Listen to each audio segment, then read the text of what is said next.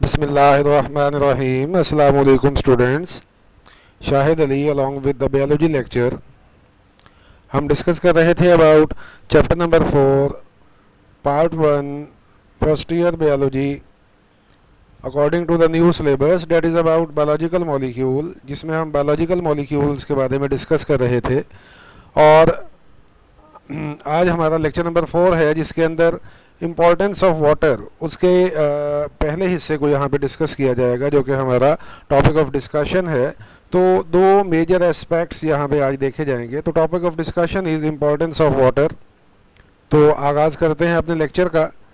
सबसे पहले importance of water. तो पानी की अहमियत हमारी ज़िंदगी में बहुत सारे पहलू हैं इसके, जैसे डोमेस्टिक इम्पॉर्टेंस है। डोमेस्टिक इम्पॉर्टेंस, हम घरों के अंदर पानी को इस्तेमाल करते हैं वॉशिंग के लिए, कुकिंग के लिए, बाथिंग के लिए, क्लीनिंग के लिए। इसी तरह से इंडस्ट्रियल इम्पोर्टेंस भी है पानी की, कि पानी इंडस्ट्रीज़ के अंदर भी इस्तेमाल होता है मुख्तलिफ प्रोसेसेस के लिए, हाइड्रेशन के लिए। उन सारे प्रोसेसेस को हम हाइड्रेशन कहा करते हैं। इसी तरह से एग्रीकल्चरल इम्पोर्टेंस भी है, कि पानी एग्रीकल्चर के अंदर, इरिगेशन के अंदर 90% पानी का जो ज़्यादा यूज़ है वो इरिगेशन के अंदर इस्तेमाल होता है। तो एग्रीकल्चरल इम्पोर्टेंस। देन यहाँ हमारा जो असल कंसर्न है वो है बायोलॉजिकल इम्पोर्टेंस। पानी की बायोलॉजिकली अहमियत क्या है, बायोलॉजिकल इम्पोर्टेंस को यहाँ पे देखा जाएगा। तो हम इसको देखते हैं। How water is important. Water has surprising property. Surprising, हालांकि बड़ा सिंपल सा मॉलिक्यूल है, जो कि ऑक्सीजन के एक एटम और हाइड्रोजन के 2 एटम्स के मिलकर बनता है H2O। बड़ा अबंडेंट बायो मॉलिक्यूल है नेचर के अंदर, कुरार्स के अंदर, जानदारों के अंदर। तो सरप्राइजिंग प्रॉपर्टीज़ क्या क्या हैं इसके पास, सरप्राइजिंग फीचर्स क्या क्या हैं, उनको हम देखते हैं। जो कि इसे मीडियम ऑफ लाइफ। तो water is a medium of life. ऐसी क्या वजह है कि पानी को अल्लाह ताला ने मीडियम ऑफ लाइफ, नेचर ने मीडियम ऑफ लाइफ बनाया है। इसके बगैर ज़िंदगी मुमकिन नहीं है, इसके बगैर लाइफ मुमकिन नहीं है, एग्जिस्ट नहीं कर सकती। ऐसा क्या है, उस पर जाने से पहले हम कुछ फैक्ट्स देखते हैं मीडियम ऑफ लाइफ के हवाले से। मोस्ट अबंडेंट बायोमॉलिक्यूल है।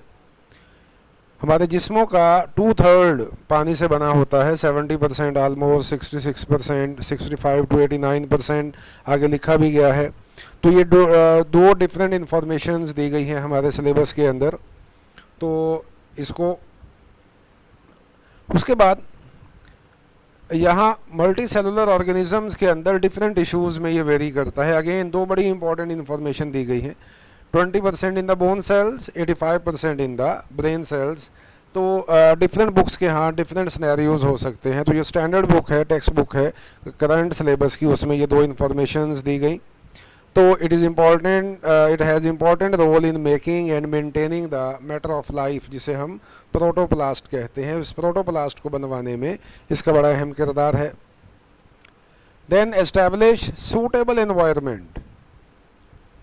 सूटेबल एनवायरनमेंट जो है ना, ये एस्टैब्लिश किया करता है ताकि वहाँ पर ज़िंदगी मुमकिन रह सके। टेम्परेचर को, pH को, इसी तरह से आयनिक कंडीशंस को मेंटेन करवाएगा, ताकि केमिकल रिएक्शंस, एंजाइम्स, उनकी एक्टिविटीज़ ये प्रोसीड हो सके। तो उसके बाद हम आगे चलते हैं। पानी की पहली प्रॉपर्टी जो कि इसे मीडियम ऑफ लाइफ बनाती है, यूनिवर्सल सॉल्वेंट है। Solvent properties. तो पानी यूनिवर्सल सॉल्वेंट है। यूनिवर्सल सॉल्वेंट के लिए 2 चीज़ों का होना ज़रूरी था। एक तो पोलैरिटी, पानी के यहाँ पोलैरिटी पाई जाती है, ऑक्सीजन पे पार्शियल नेगेटिव, हाइड्रोजन पे पार्शियल पॉजिटिव। दूसरा, एबिलिटी ऑफ हाइड्रोजन बॉन्डिंग, पानी के यहाँ सबसे ज़्यादा स्ट्रॉन्ग हाइड्रोजन बॉन्डिंग पाई जाती है। Hydrogen bonding in fact 2 different molecules के दरमियान, जैसे हम देख सकते हैं ये पानी के 2 मॉलिक्यूल हैं, यहाँ पार्शियल नेगेटिव, यहाँ पार्शियल पॉजिटिव। तो इन 2 मॉलिक्यूल्स के दरमियान, ये जो नेगेटिव और पॉजिटिव के दरमियान जो फोर्स ऑफ अट्रैक्शन जन्म लेती है, इसे हम हाइड्रोजन बॉन्डिंग कहते हैं। जबकि पानी के अंदर हाइड्रोजन और ऑक्सीजन के अंदर ये जो बॉन्ड है, ये कोवलेंट बॉन्ड है, जैसे कि यहाँ पे दिखाया भी गया। तो पानी के यहाँ बड़ी स्ट्रॉन्ग हाइड्रोजन बॉन्डिंग है। इस स्ट्रॉन्ग हाइड्रोजन बॉन्डिंग का फ़ायदा क्या होता है कि पानी जो है वो रूम टेम्परेचर पे लिक्विड होता है। अदरवाइज़ H2S को देखें तो सेम हाइड्रोजन के साथ, 2 हाइड्रोजन के साथ सल्फ़र है जो कि सेम ग्रुप से है, लेकिन ये गैशियस फॉर्म के अंदर पाई जाती है।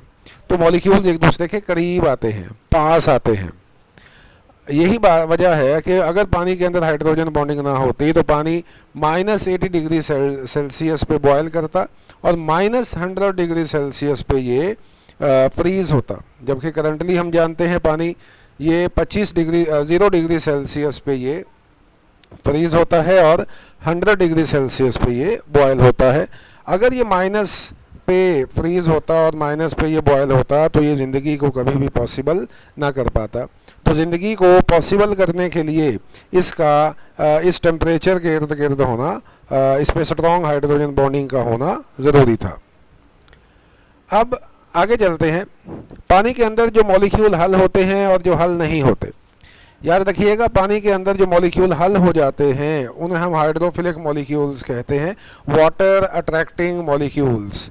वो सारे सॉल्ट्स आलमोस्ट हाइड्रोफिलिक हैं, शुगर्स आलमोस्ट जो मोनोसेक्राइड हैं, जो डाइसेक्राइड हैं, ये सारे जो हैं वो हाइड्रोफिलिक हैं, पानी में हल होते हैं। अमाइनो एसिड काफ़ी सारे ऐसे हैं जो कि हाइड्रोफिलिक हैं, सारे नहीं लेकिन काफ़ी सारे।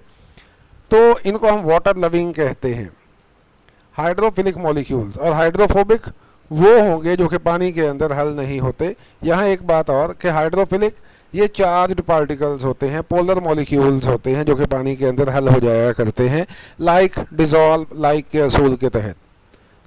जो पोलर चीज़ें हैं पोलर में हल होंगी, नॉन पोलर में हल होंगी, आप जानते हो।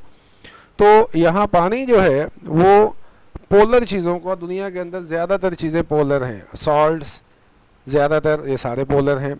इसी तरह जो कोवलेंट कंपाउंड्स हैं, आयनिक कंपाउंड, उन्हें हम सॉल्ट्स कहते हैं, सारे पोलर हैं। कोवलेंट कंपाउंड्स में ज़्यादातर पोलर हैं।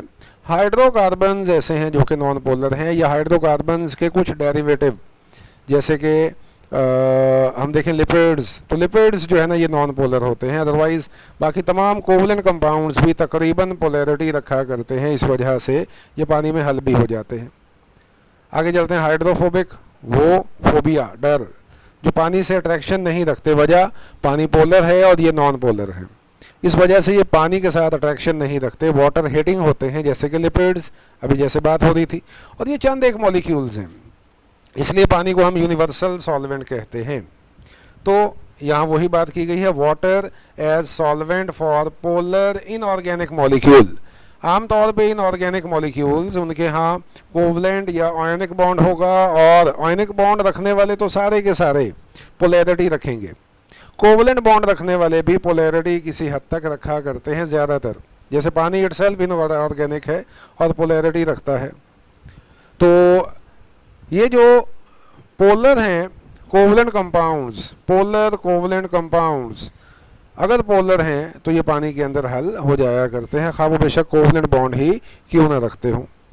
जैसे NaCl की यहाँ बात की गई है, तो यहाँ जैसे ही पानी के अंदर NaCl को फेंका तो Na पॉजिटिव Cl नेगेटिव, यहाँ पानी पहले से ही पॉजिटिव और नेगेटिव फॉर्म में, ये पानी का ऑक्सीजन है जो कि नेगेटिव, और ये छोटे छोटे दो जो लगे हुए हैं येलोइश कलर के, ये गोल्डन कलर के, ये पानी के अंदर पाए जाने वाले हाइड्रोजन हैं जो कि पॉजिटिव चार्ज रखते हैं।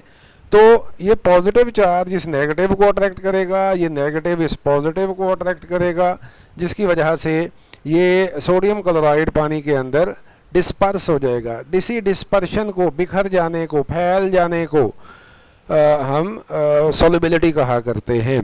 जब कोई चीज़ कहीं जाए, जैसे हम किसी जगह पे जाएं, किसी हजूम में जाएं, और हम वहाँ जाके जो 4-5 लोग हैं हम बिखर जाएं, ये सॉल्युबिलिटी है। और अगर हम एक दूसरे का हाथ पकड़ के फिरते रहें तो ये इनसॉल्युबल नेचर है, हम वहाँ डिस्पर्स नहीं होंगे, हम वहाँ बिखरेंगे नहीं, इसको इनसॉल्युबल कहते हैं। तो पोलर जो है ना वो पानी के अंदर जाकर बिखर जाते हैं, सॉल्युबल हो जाते हैं, जबकि जो नॉन पोलर हैं तो वो जाकर बिखरा नहीं करते। अब यहाँ बात हो रही थी कि पानी सॉल्वेंट है फॉर पोलर और इनऑर्गेनिक मॉलिक्यूल्स, और इसी तरह से पानी सॉल्वेंट है फॉर पोलर ऑर्गेनिक मॉलिक्यूल, वो ऑर्गेनिक मॉलिक्यूल्स जिनके यहाँ पोलैरिटी पाई जाती है, जैसे कि ग्लूकोज है।